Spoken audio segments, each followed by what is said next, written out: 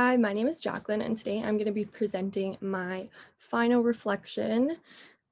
This is the audio clip that I chose.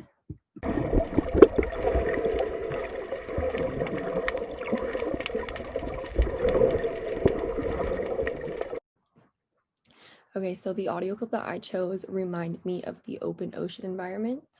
The open ocean is the most extensive biome on Earth. It is a single, continuous, and interconnected water mass. So I just included a map here where we can clearly see the 5 major oceans. Around 70% of Earth's surface is covered by water, and the oceans make up 97% of that. Yeah, so the oceans follow a pattern of oceanic circulation, and it is driven mainly by the prevailing winds. And yeah, basically all of the water in the ocean eventually cycles through where the cold polar waters end up cycling to the equator and vice versa. It's like over 3,000 years for the whole cycle to complete, so it is quite a slow process. And that brings me to the structure of the ocean. So what do I mean when I say the open ocean versus just the ocean? If we look at this diagram right here, when we're referring to the oceanic zone, we're referring to this area just past the continental shelf, so not including like the coastal environments. And once we're in the oceanic zone, it is divided into vertical zonations, which are associated with variations in light, temperature, and depth. And I just included them here.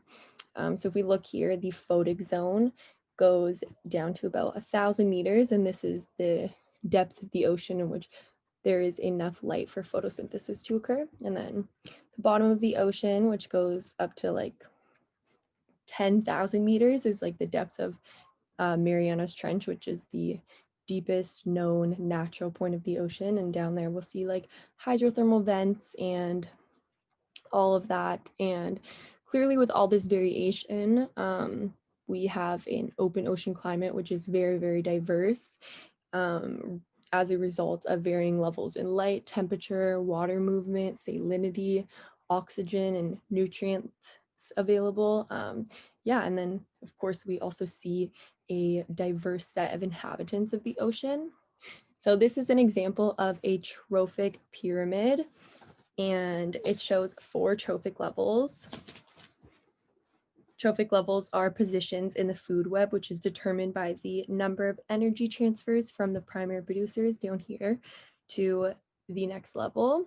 So here we see 4 trophic levels. The reason why a pyramid is such a great representation of trophic levels is because of the transfer efficiency between levels. So trophic levels follow the law of thermodynamics, which is that we can't like create or destroy energy in the universe. It can just be transferred and transformed, but there is a transfer efficiency between trophic levels. Around 5 to 20% of the energy is transferred from one trophic level to the next. On average, it's about 10%. So that is where we get these numbers from, where 1,000 pounds of primary producers yields around 100 pounds of first order consumers, and so on. And yeah, like I said, that is why trophic levels are limited, and they don't just go on forever and ever and ever, because the amount of energy that is needed for the top predators to exist is crazy. And yeah, there's 2 reasons for this loss of energy between trophic levels, and one of them is the fact that a consumer will not typically consume its prey in its entirety.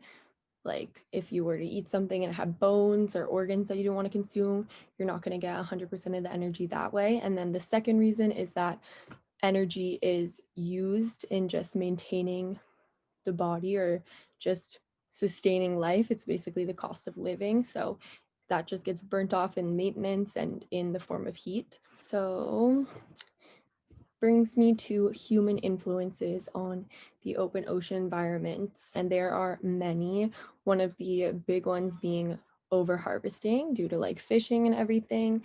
There have been like laws and regulations put in place by scientists who have determined what levels of fishing will be sustainable, and they are constantly violated, and a lot of illegal fishing practices take place. And yeah, this is really harmful for our ecosystems, of course, because we are taking out more than the environments can support, as well as the fact that within our fishing, we target certain species above others, and this has great effects on the ecosystem because we are changing the amount of predators or the amount of prey, and that has effects throughout the food web where we can experience like trophic cascades. And yeah, another big one is aquaculture. There are many consequences to aquaculture. One of the big ones is the introduction of invasive species. When we're farming and we're creating these like unnatural environments, like of course they're going to have an effect on the environments in which we are placing them in. And yeah, introduction of invasive species is one of the things that happens, and of course this is going to affect the food webs again. And yeah, pollution, whether that be way of like gas from boats and stuff, to garbage and like the creation of things like the Great Pacific Garbage Patch. It's really of concern. If you guys have watched the new season of Blue Planet, it is really terrifying, the amount of change that went through from the first season to the second season, where the second season is just basically entirely about how bad the ocean's pollution is. And I think the estimate was that in like 50 years, we're going to have more mass of garbage than of fish in the ocean, which is just really terrifying.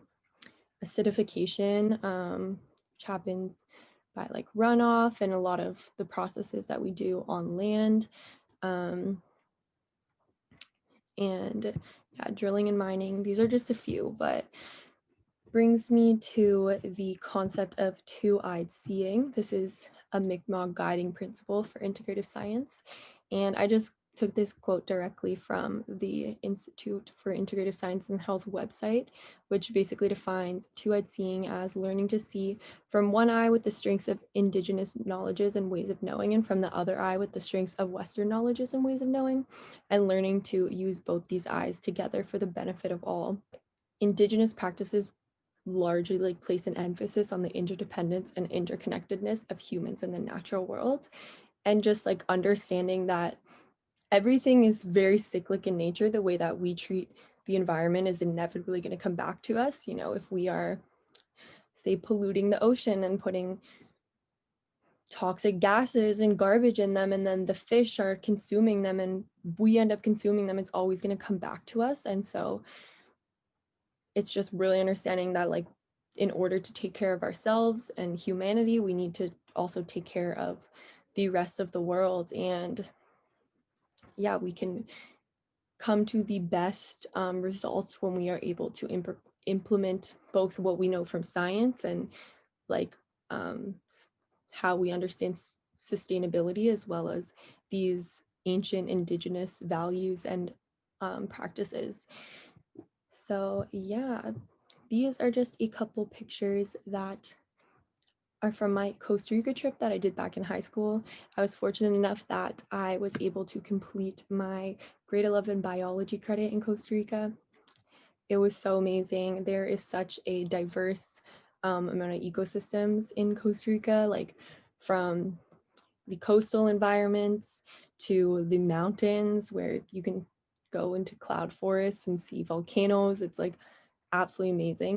Yeah, and being able to just see like coral reef environments and all of these like animals like right in front of your face and up close is just so amazing, and just another one of the reasons why it's so important that we do preserve these environments and take care of them. So thank you for watching. Bye.